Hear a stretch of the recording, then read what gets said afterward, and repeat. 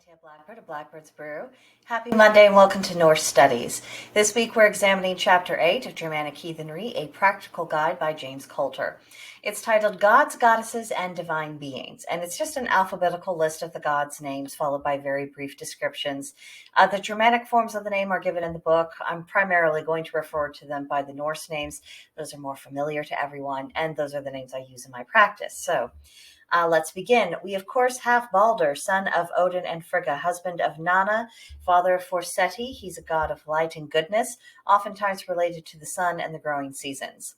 Then we have Berche, a.k.a. Holda or Hala, Besla, mother of Odin and his brothers, Bragi, son of Odin and the god of poetry and music, Donar, a.k.a. Thor, who is the eldest son of Odin, and Jord, strongest of the gods, wielder of thunder and lightning, champion of Midgard, married to Sif. We have Igur, a.k.a. Aegir, who is the embodiment of the sea, handmaid of Frigga, goddess of healing, Erda, a.k.a. Jord, who is an earth goddess, essentially the Norse equivalent to Gaia. Then we have Fulla, sister of Frigga, and her closest confidant. Forseti, son of Balder and Nanna, a god of law, nobility, and wealth. He is noted for his fairness in legal matters. We have Frigga, wife of Odin and queen of Asgard, the knower of fates, goddess of the home, marriage, childbearing, rearing, and love. Then we have Gerda, who is a giantess who caught the eye of Freyr and eventually married him. Grid, mother of Vidar and a friend of the gods. We have Hoder, son of Odin and Frigga, brother of Balder, a blind god of war, strength, force, and winter. Then we have Heimdall, son of Odin and the Nine Waves. He's the watcher of the Bifrost and the forefather of the classes of men and the former of culture. We have Hel, or Hela, daughter of Loki and Angerboda, sister of Jormungandr and Fenrir, goddess and queen of the underworld.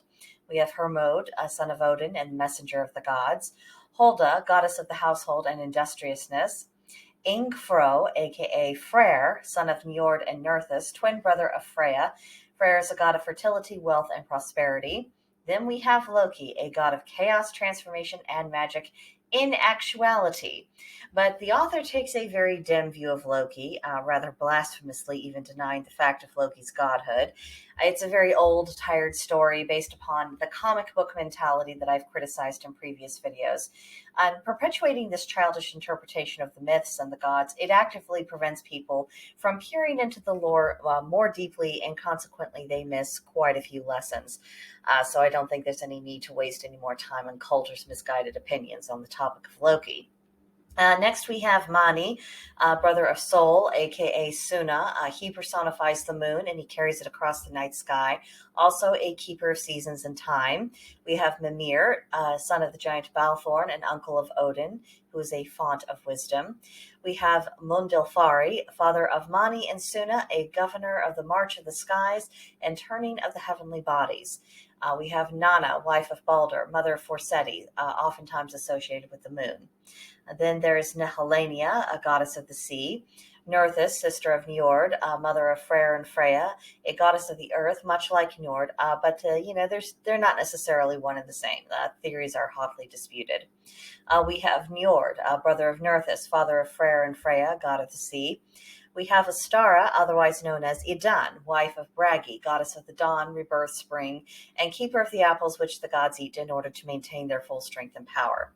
We have Bor, husband of Besla and the father of Odin and his brothers. Buri, grandfather of Odin. Ran, goddess of the sea.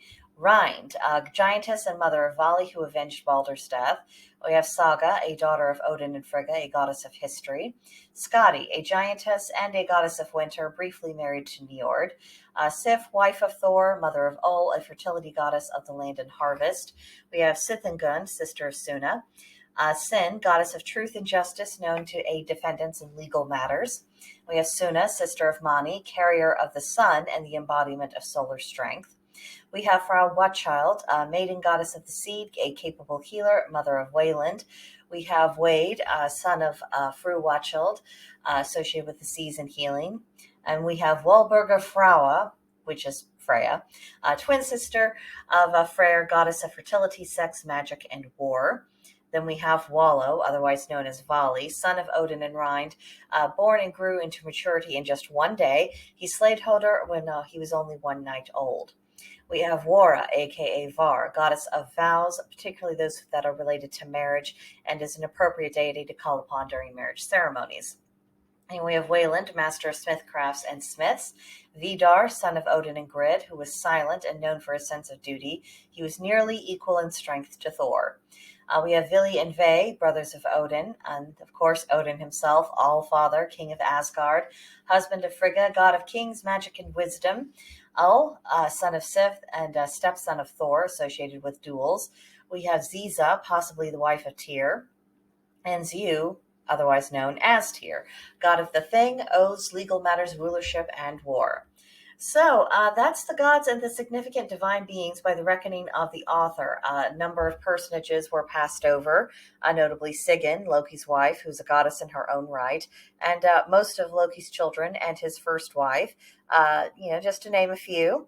The author's prejudices are reflected in the text of this book, which is why I really haven't delved at all into his notes about the gods. His opinions are just too slanted, and he obviously just wants the reader to accept his interpretations at face value, which severely limits the utility of the book, and it brings into question many of the premises upon which the author operates. So that does it for this chapter. Next week we'll talk about the whites of the home. So hope you'll be back for that. In the meantime, leave me your thoughts in the comment section below, or come pay us and visit on the Gilded group at Blackbird's Brew. The description to join us is in the description box below, and we'd be happy to have you. But that'll do it for now, and I'll see you next time. Bye.